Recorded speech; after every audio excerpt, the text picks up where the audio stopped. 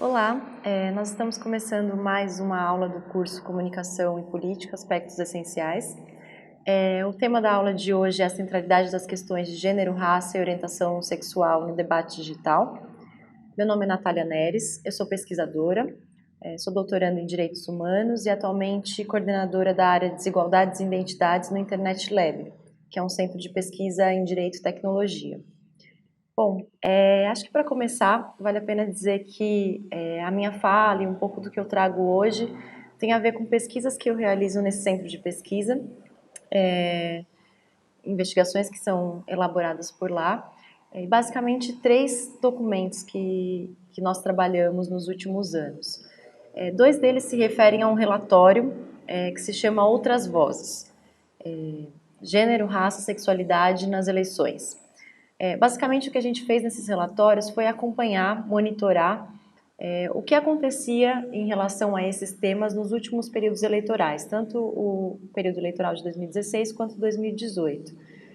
Por entender também que é nesse período que casos de discriminação, casos de sexismo, enfim, ficam bastante evidentes, né? Então, o nosso objetivo foi mapear um pouco do que aconteceu e o que eu trago são um pouco dos resultados dessas 2 investigações.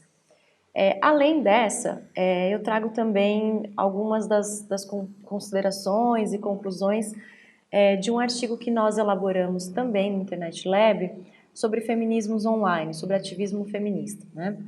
Junto com a Mariana Valente, a gente fez um experimento tentando identificar um pouco do alcance, né, ou das possibilidades de compartilhamento de materiais feitos relativos a gênero na semana do 8 de março. Né? Então, um pouco das conclusões desses trabalhos é o que eu venho comunicar e que eu trago para a aula de hoje.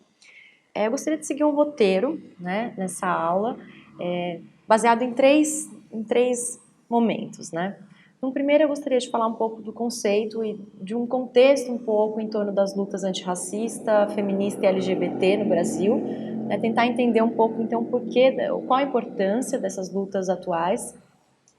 Num segundo momento, então, a gente caminha mais para o tema da aula em si, que é pensar um pouco das disputas narrativas, discursivas, em torno desses temas, tanto no período pré-eleitoral, com base nesse artigo, né, do 8 de março, quanto no período eleitoral, a partir dos resultados dos relatórios Outras Vozes.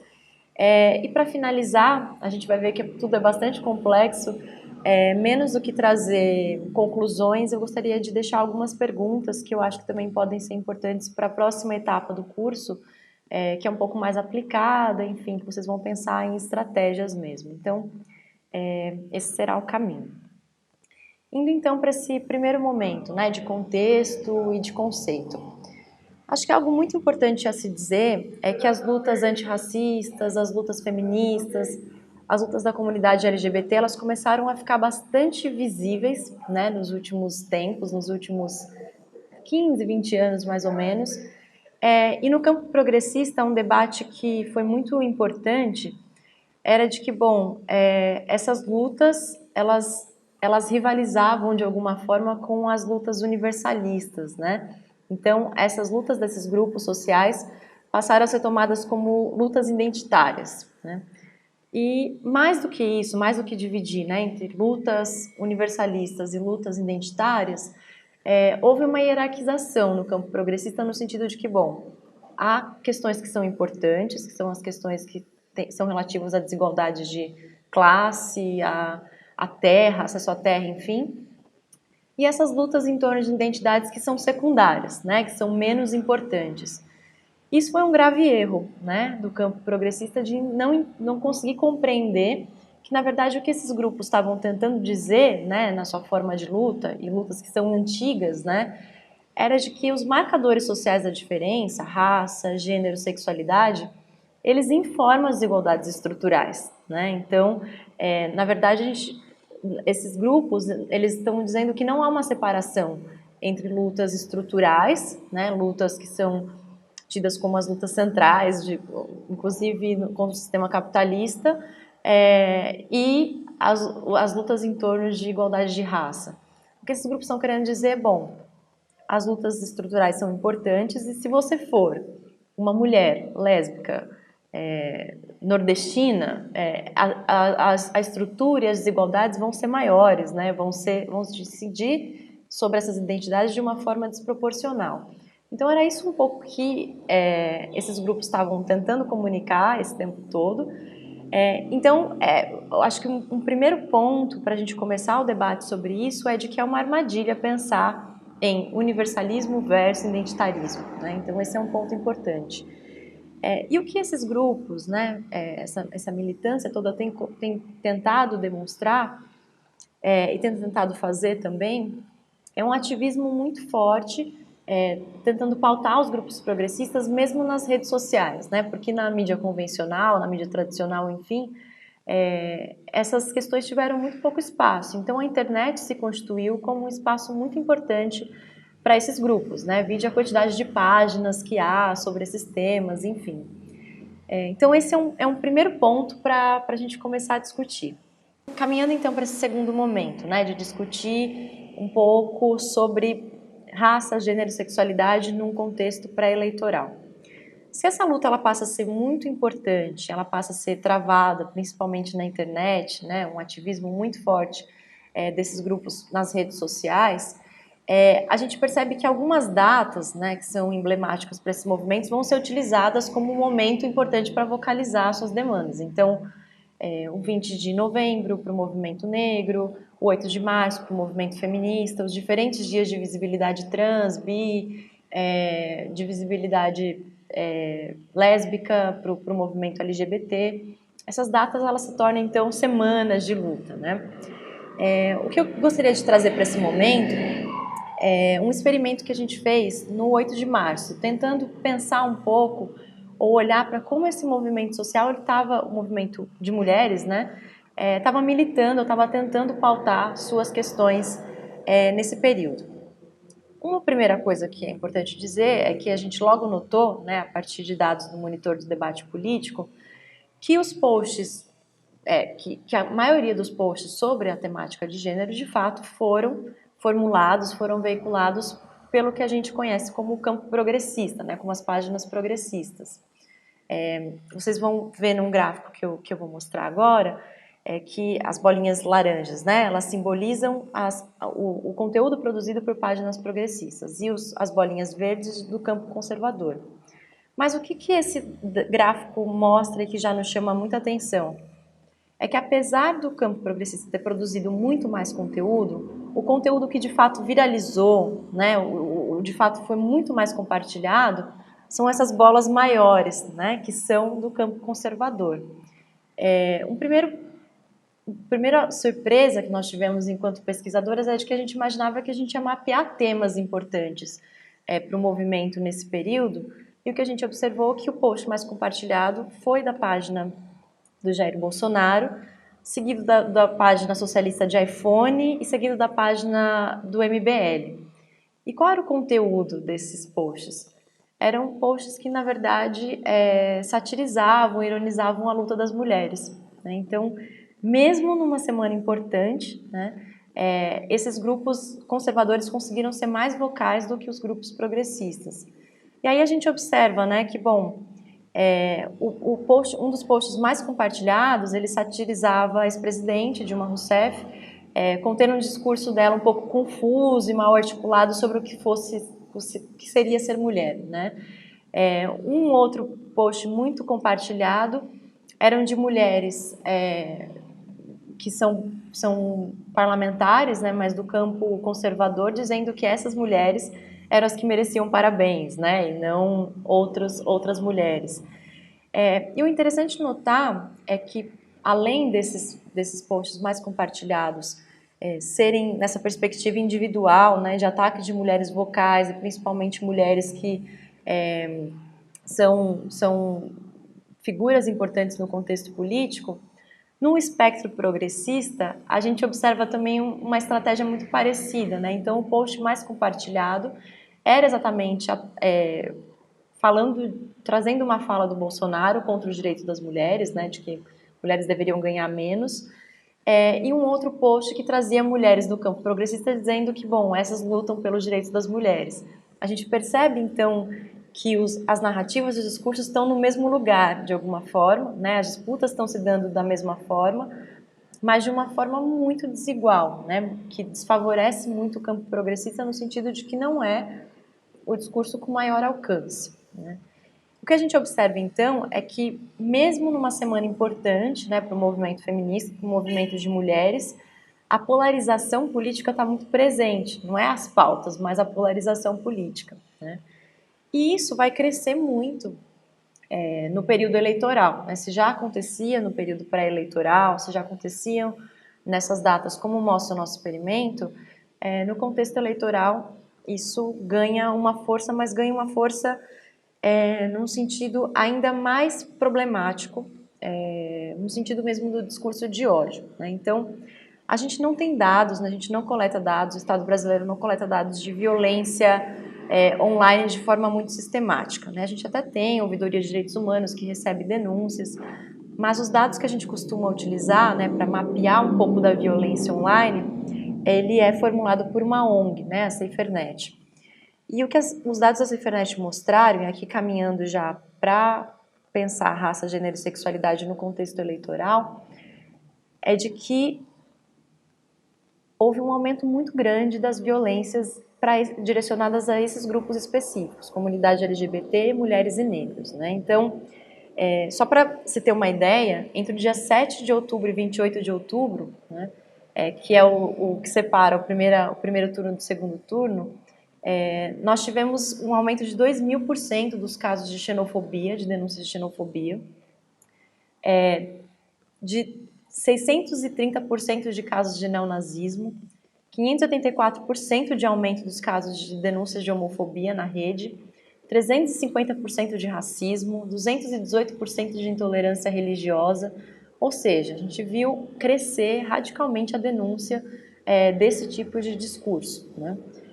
Em relação a 2014, o número de denúncias ele mais do que dobrou, né? Passou de 14 mil para cerca de 39 mil no último período eleitoral.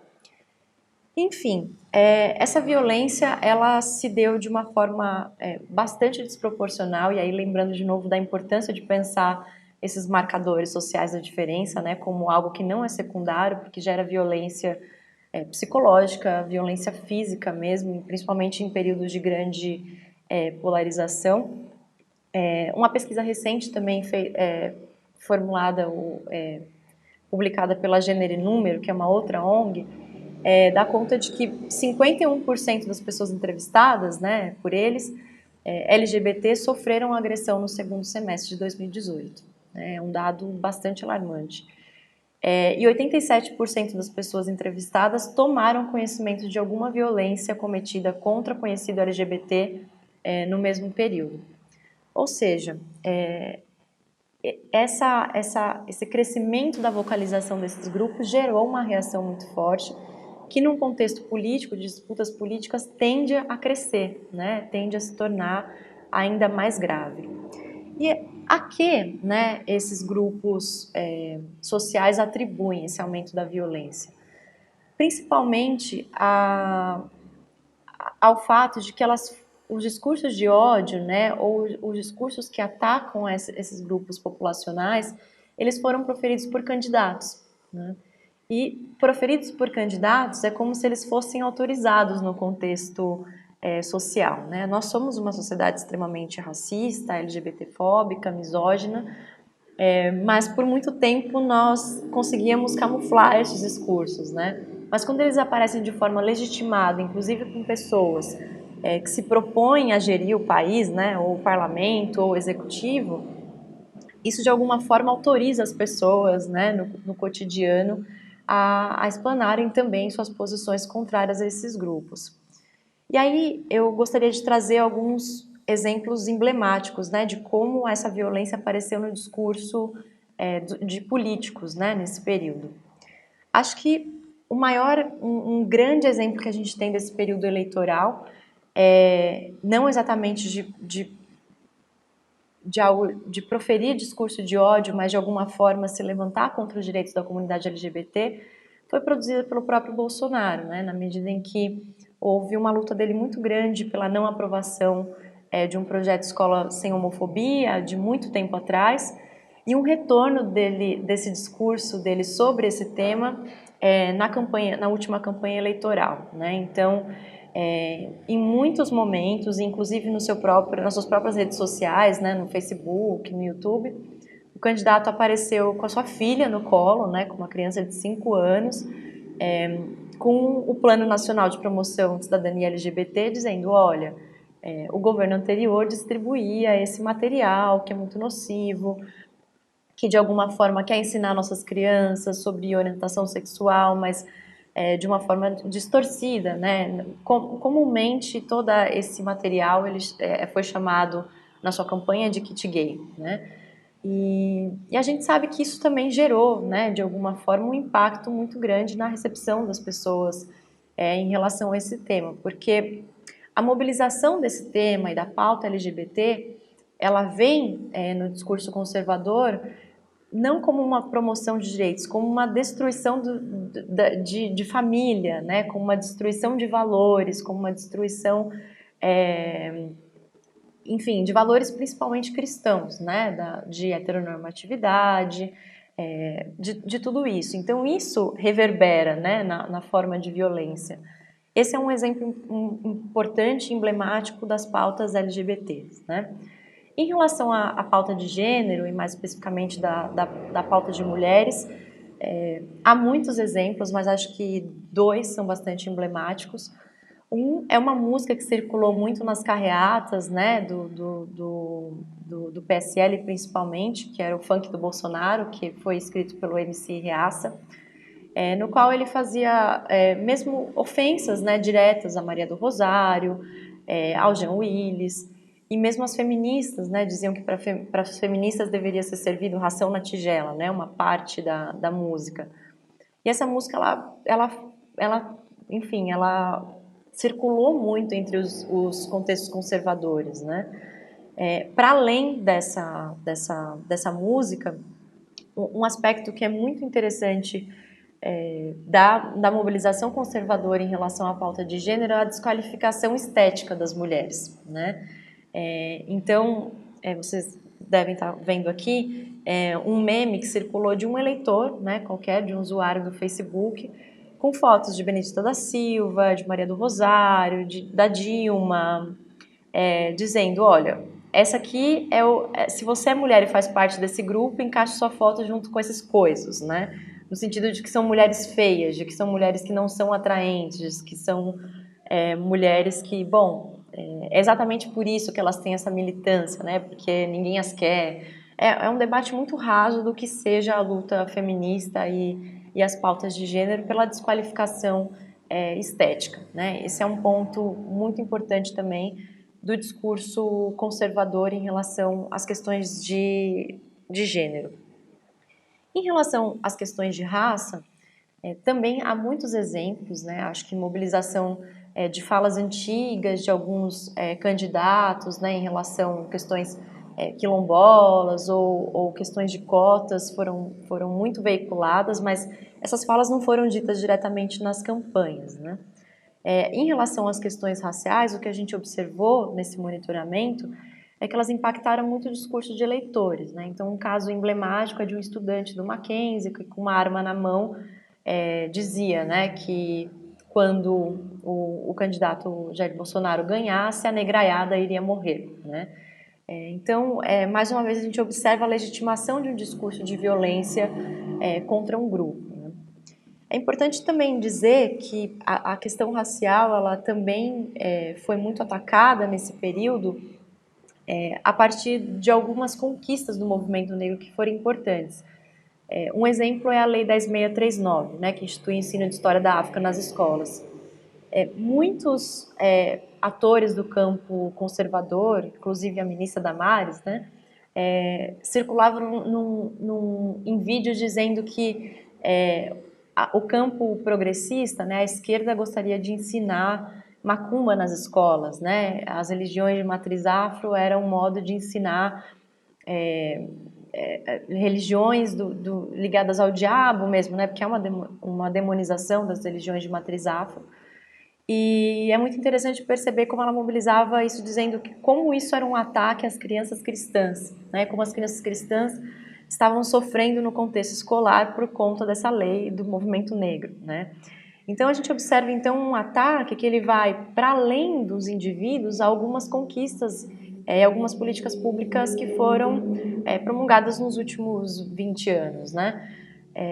E que é bastante nocivo e que reverbera nessas violências que a gente começou a discutir sobre os dados, né? Então, esses são alguns exemplos para mostrar que, bom, essa pauta, né, as questões dos marcadores sociais da diferença, ela foi mobilizada pelo campo conservador no sentido moral, né, no sentido de destituição do real objetivo das pautas, né, e das lutas desses movimentos sociais, numa narrativa de destruição de família, destruição do cristianismo, destruição da religião, né, da religiosidade que é majoritariamente cristã no Brasil.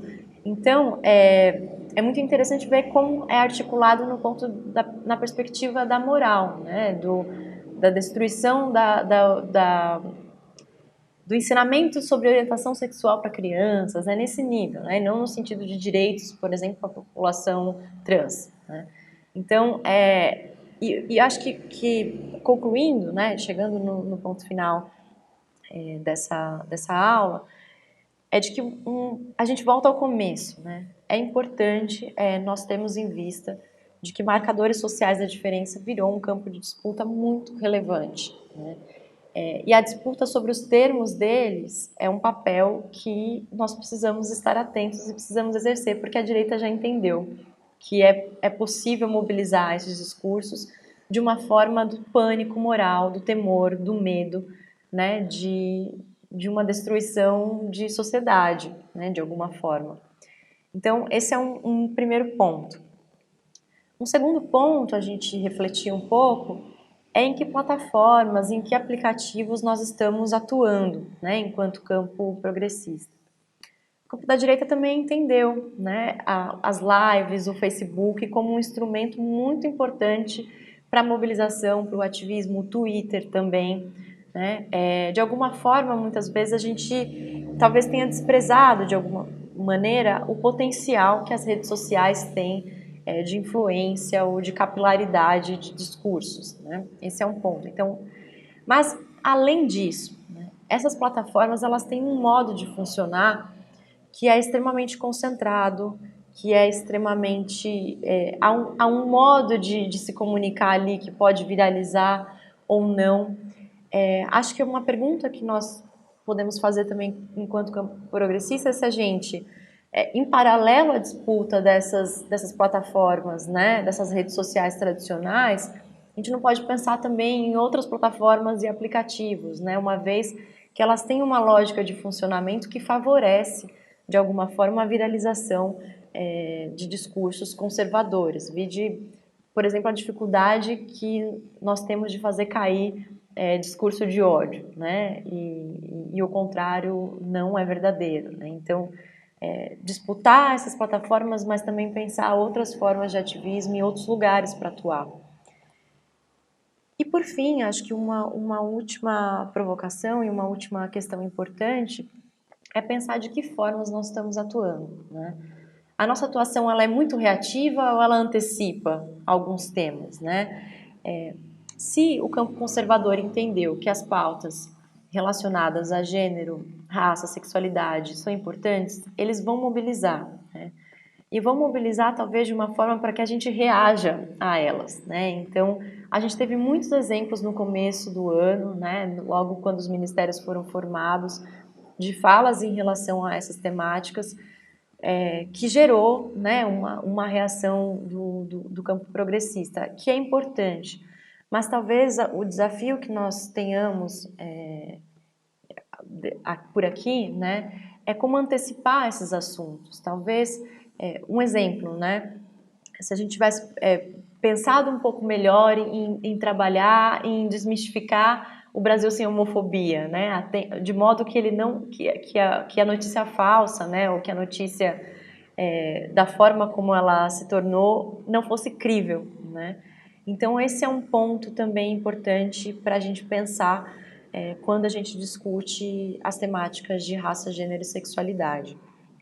Bom, essas são as principais questões que eu gostaria de trazer. É um tema bastante amplo, daria para discutir muito mais, ir a fundo em alguns exemplos, né, que aconteceram tanto nas eleições de 2018 quanto nas municipais de 2016, a gente pôde observar.